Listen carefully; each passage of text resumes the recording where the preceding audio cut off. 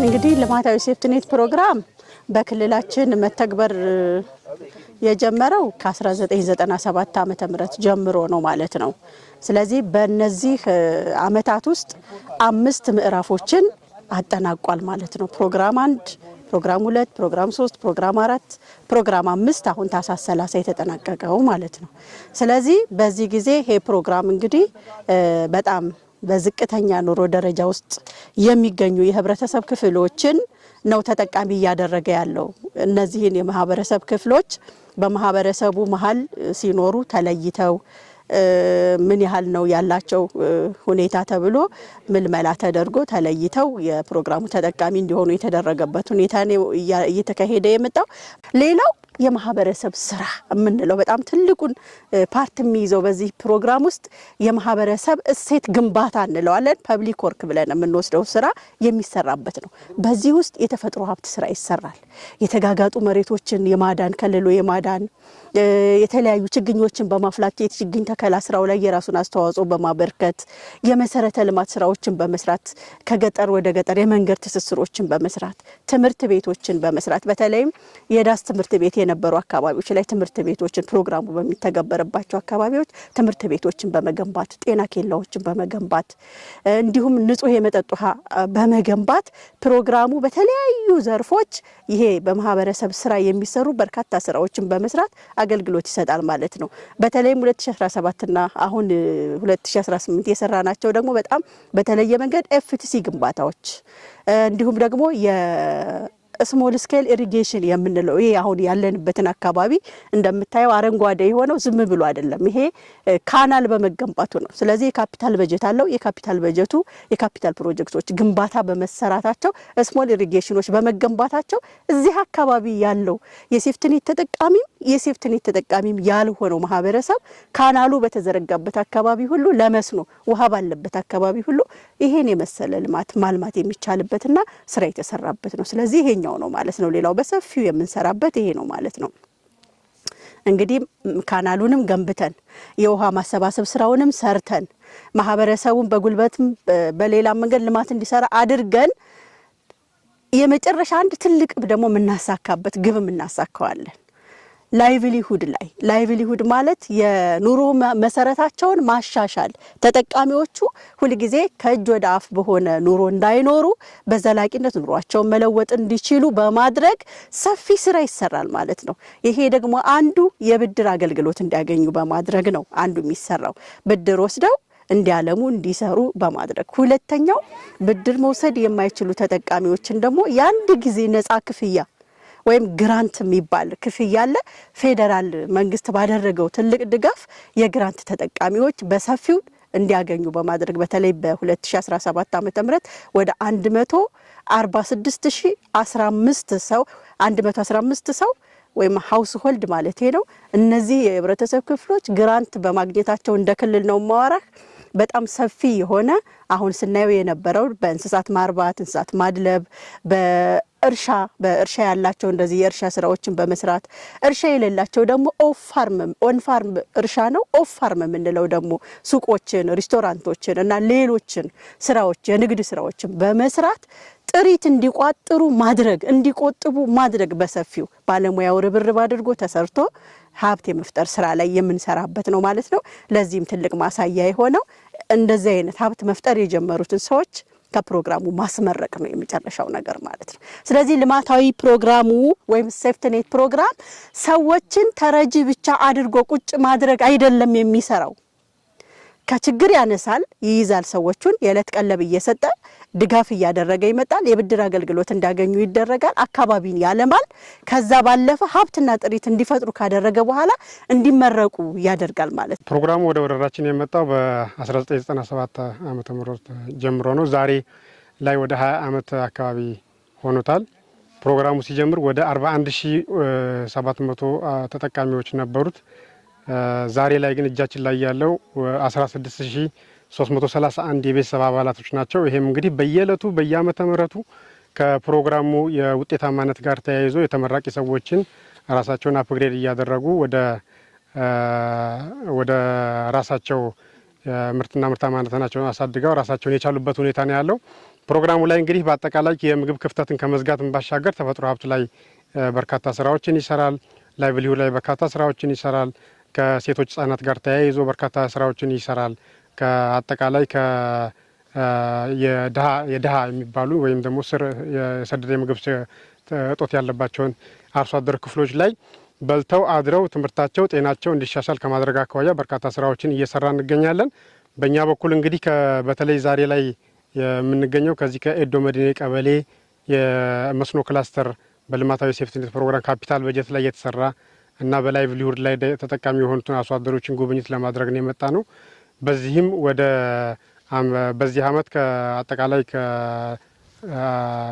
እንደ ወረዳ 1503 አባወራዎች ከፕሮግራሙ ያው ይመረቃሉ ተብሎ በቅድ ተይዞ እሱን ያሳካንበት ሁኔታ ነው ያለው።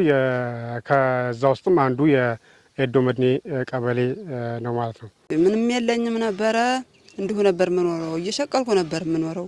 አሁን እሱ 33300 ብር ሰጥቶኝ በጣም አሻሽላለሁ ስራዬን እና ልጆችንም እያሳደግኩ ነው። ትንሽ ድጋፍ እንዲሰጠኝ እፈልጋለሁ። ያረኩበት ጤፍ ነግዳለሁ። ተዛ 25000 ብር የስፌ መኪና ገዝቻለሁ። ባሌ በሽተኛ ስለሆነ እየሰፋን እየሸቀልኩ በተረፈው ብር እየኖርን ነው እና ደግሞ ድጋፍ እፈልጋለሁ። ድደግፉኝ እፈልጋለሁ። በዝርዝር 2 ልጆች ነው እንግዲህ የማሳድገው። አባታቸው የለም።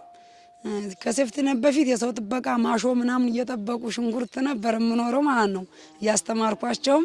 አሁን ግን እችን 5 አመት ካስገቡኝ ወዲህ በየራሳቸው ተጠበቀው ማስወግጄ በሰጡኝ ነገር ደብተር ምናምን እየገዛው ነበር ማስተምራቸው ቤት ኪራይ እየከፈልኩ ማለት ነው።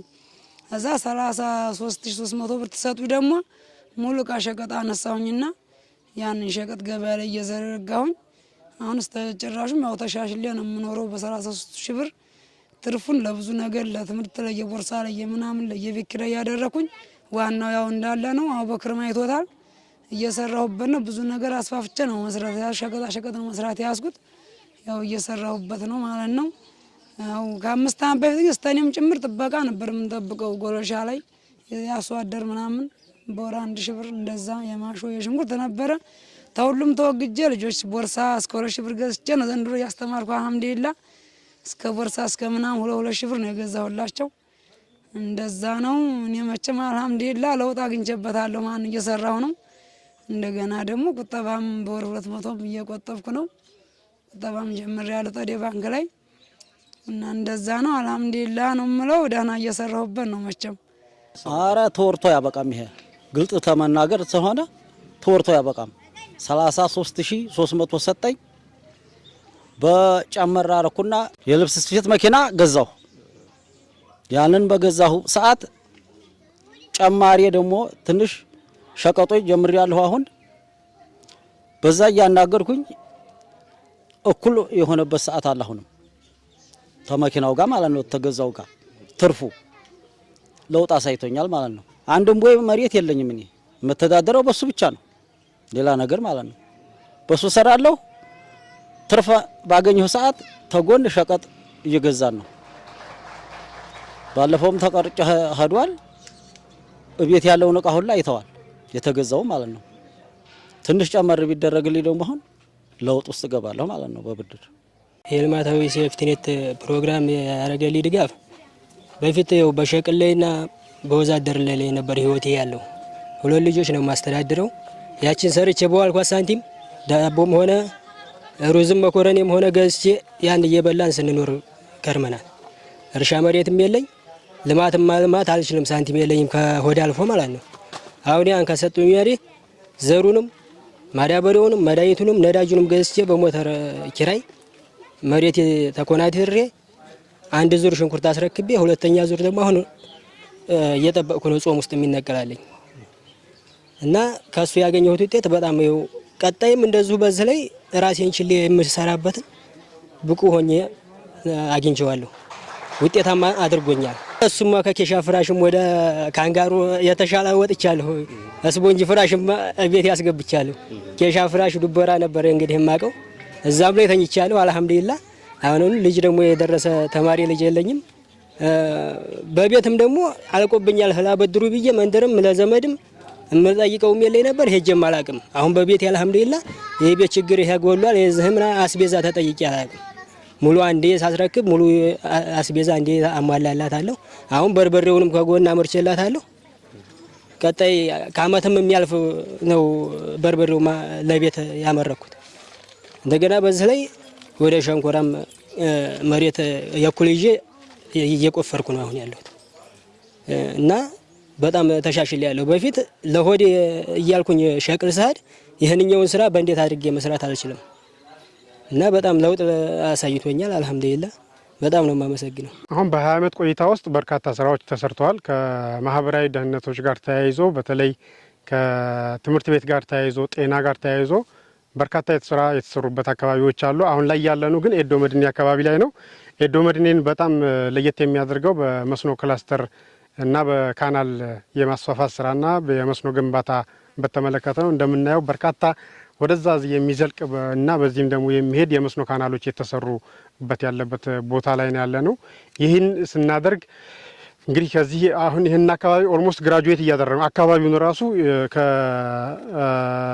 በመስኖ አፕግሬድ አድርገን እየጨረስን ነው እየወጣን ያለ ነው። አው ከዛ ዲምቶ አለ እሱም የተወሰነ ነው የሚቀረን። ከዛ ሸዋልጦና ቢሼ ሄዳለ። ምናልባት ፕሮግራሙ ቀጣይ የተወሰነ ጊዜ ቆይታ የሚቆይ ከሆነ ቀበሌዎችን እንዳለ ግራጁዌት ተጠቃሚዎችን ብቻ ሳይሆን ቀበሌዎችንም በመስኖ ሙሉ በሙሉ ራሳቸውን እንዲችሉ እያደረግን እየወጣ ነው የምንገኘው። እንግዲህ በዚሁ ሁላ ቆይታ ጊዜ በተለይ በዚህ 3 እና 4 ዓመት ውስጥ የተለቀቀው የካፒታል በጀት ውጤታማና በትክክል ህብረተሰቡን ተጠቃሚ የሚያደርግ ስራዎች ነው የሰራንበት።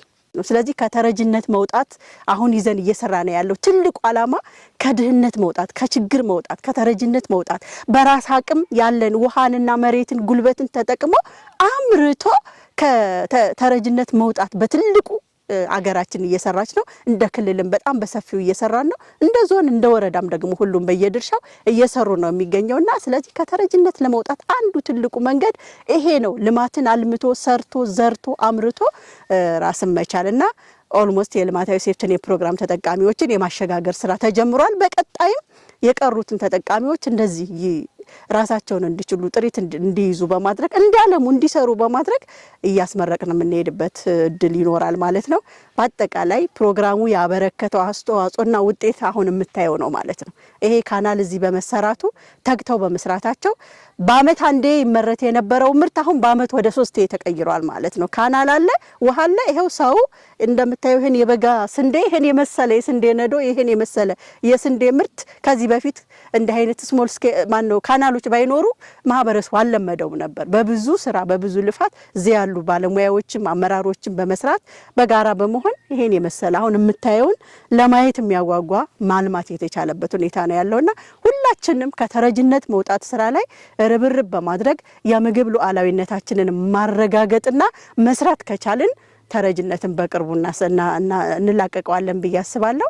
ፕሮግራሙም ተረጅነትን ለመቀነስ ጥሪት ለመቋጠርና ጥሪት ለመፍጠር እና ዜጎቹ ከችግር ተላቀው ሀብት ፈጥረው ራሳቸውን የቻሉ እንዲሆኑ ለማድረግ ትልቅ ስራ እየሰራ ያለ ፕሮግራም እንደሆነ ለመግለጽ ነው። በጣም አመሰግናለሁ።